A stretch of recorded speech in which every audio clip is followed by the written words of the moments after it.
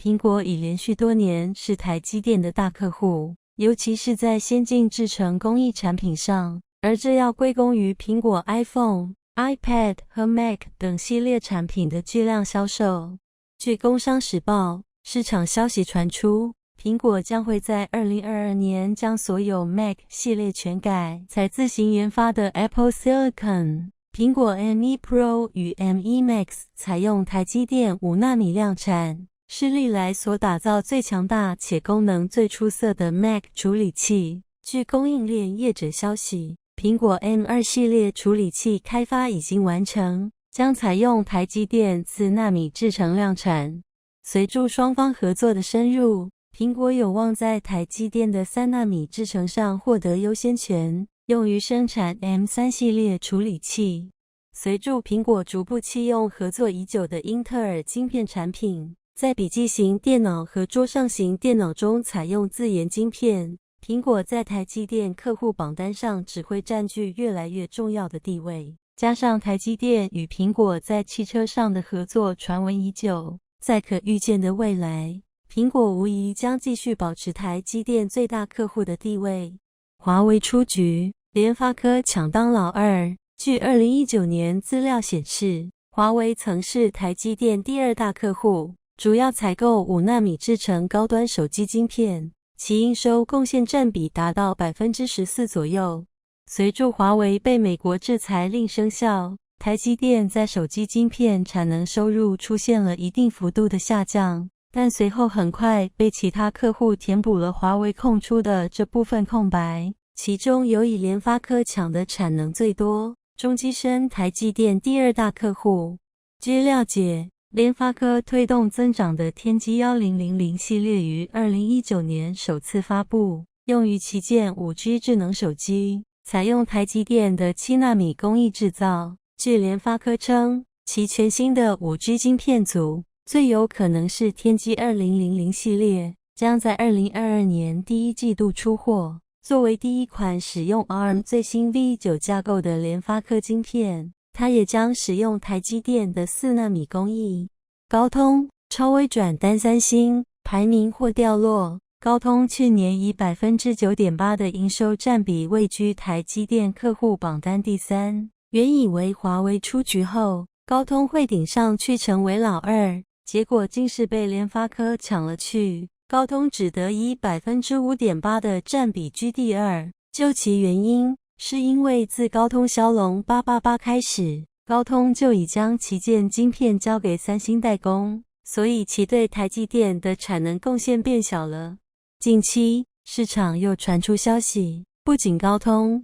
连超微也计划将部分晶片代工订单转至三星，原因是其对台积电内部优待苹果的做法感到不满。报道称，在今年，台积电向客户告知了高科技工艺涨价的消息，但与高通、超微等客户收到的价格上涨 20% 的消息不同，针对苹果的价格涨幅甚至不到 5%。在此情况下，高通和超微不得不寻求更多的通路去生产晶片，以满足自身供应链多元化的需求，降低对台积电的依赖。现时，高通已经确认将采用三星而非台积电的4nm制程工艺生产骁龙8 Gen 1晶片，并将在后续针对产品定位的不同向不同的代工厂分配订单。鉴于此，未来高通、超微在台积电客户榜单中的位置存在下滑的可能。英特尔勉强挤进前10，抢定3纳米产能，电晶体晶片的鼻祖英特尔，由于自身先进制程工艺已多年未投入研制，如今也要放下身段与台积电谈代工合作。英特尔现时占比在台积电的营收占比仅为 0.84%， 勉强挤进前10。该公司希望在未来2到3年争取更多台积电先进制程产能。业内周知，英特尔为巩固自身市占，在先进制程科技部分必须寻求外援，也就是委由台积电代工，从晶圆制造到后端先进封装，都将采用台积电解决方案。而在全球缺芯的当下，为了拿下产能，英特尔 CEO 基辛格竟亲自走访台积电台湾总部。据报道，基辛格于12月14日与台积电高层见面，敲定3奈米代工产能。这也就意味着，除了苹果，英特尔将是第2家采用3奈米制程的大客户，且对于产能相当急迫，预期未来1到2年内，英特尔有望跻身台积电前3大客户，并成为获利主力之一。小结，在全球缺芯的当下，作为晶圆代工老大，台积电的重要性不言而喻，产能排期已经排到2023年。在此情形下，台积电赚得盆满钵满。最新财报显示，台积电2021年第3季营收 148.8 亿美元，同比增长 22.6%， 环比增长 12.0%。先进制程5奈米、7奈米已成为台积电最重要的收入来源。其第3季度报显示，5奈米为第1大收入来源，占总营收 34%， 5奈米次之，占总营收 18%。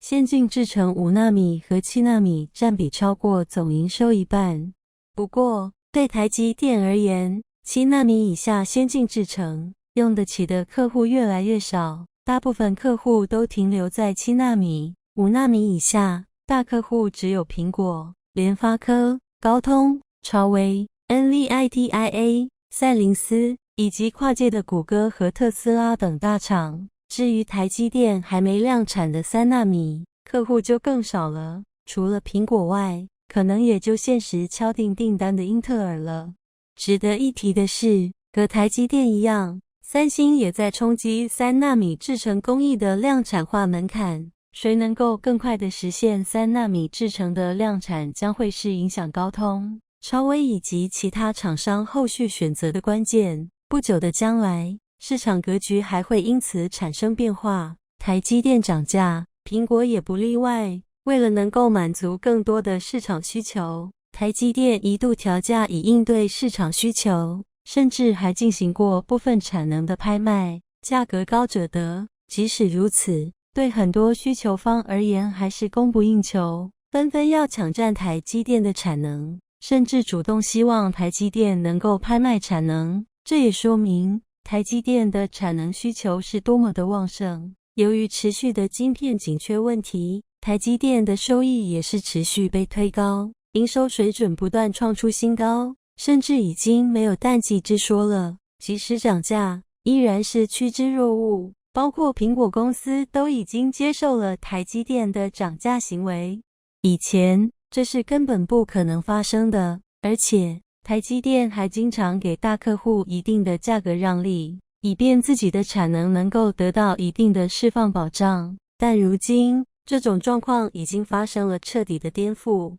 即使台积电在不断的上调价格，但需求方依旧是抢住给台积电下单，希望台积电的产能能够给自己多分配一些。由于台积电在7奈米和5奈米科技方面的优势略胜三星一筹，良品率更高一些，因此也比三星获得更多的市场订单。两家晶片代工巨头在新技术投入方面也是不遗余力的，包括4奈米、3奈米科技的投入以及产品量产化的进度都是不分彼此的。当然，两家的科技略有差异，相对而言，三星的科技标准更被市场认可，但台积电的成本优势更明显一些，因此未来如何演变还很难说。市场预计2022年将是4奈米的逐渐铺货过程，而无论是台积电还是三星在新技术产能的分配和输出方面，还是有一定的限额的。这时候，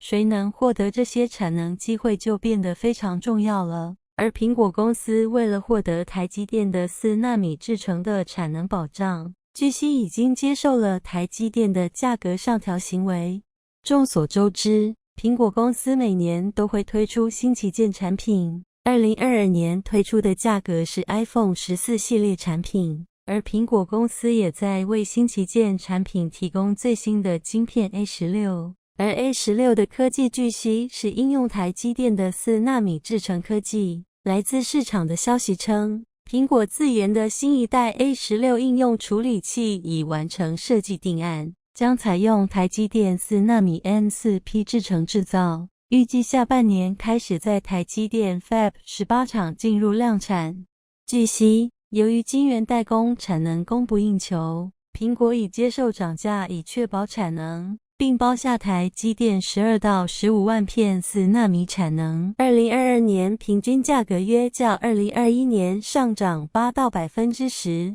虽然苹果公司接受台积电的涨价，但是由于苹果公司是台积电的大客户，因此台积电还是给了苹果公司一定的优惠，涨价幅度要低于台积电对其他品牌厂商的价格。市场消息称，苹果将推出2款 A16 Bionic 处理器，都将是6核心处理器架构，支持 5G 双频段及新一代 LPDDR5、WiFi 等技术规格，都会采用台积电4奈米制程。此外，除了 A16 之外，苹果的 M2 也即将投产。M2 系列处理器是为 Mac 系列产品准备的。M2 处理器预计会在2022年下半年推出 ，M2 Pro 及 M2 Max 预计会在2023年上半年推出。此外，还有消息称，苹果公司的自研基带晶片也在紧锣密鼓的进行中。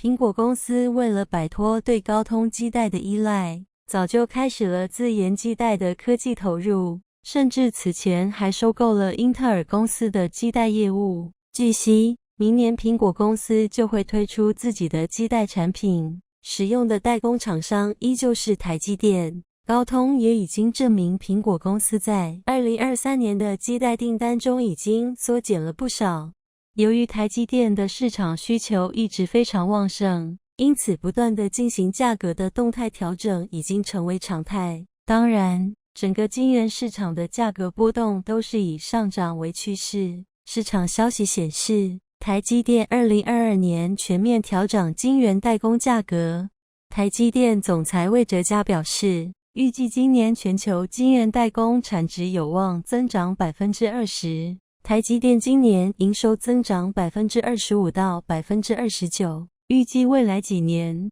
年复合增长率达到 15% 到 20%。魏哲嘉还表示，业绩增长的信心来自于 5G、高效能运算产业发展大趋势，以及终端产品电晶体用量占比持续新增。换句话说，就是市场的需求还非常旺盛，因此台积电的产能释放能够得到足额的满足。在科技储备上，台积电表示，5奈米的 N5 制程已被证明是业界最具竞争力的科技。N4P 工艺相比 N5， 效能提升了 11%。功耗降低 22%， 密度新增了 6%， 这也是2022年拓展的关键所在。此外，台积电公布2021年财务资料显示，全年营收约为 1.58 万亿元新台币，约合574亿美元，较去年同期新增了 18.5%，